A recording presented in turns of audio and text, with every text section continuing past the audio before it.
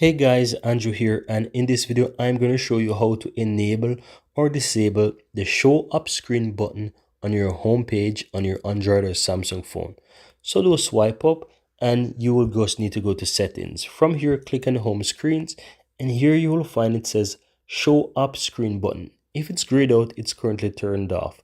If you toggle it on and go back to your home screen, you can now see that I have the up screen button here right next to my camera. So I can click on that and it will take me into my apps.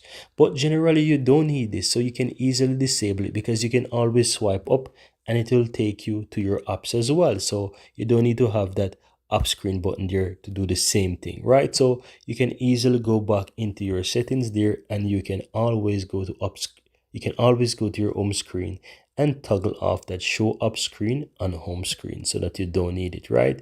And that's how easy it is, guys. If you want to have it, that's how easy it is to enable or disable it on your Android or Samsung Galaxy phone.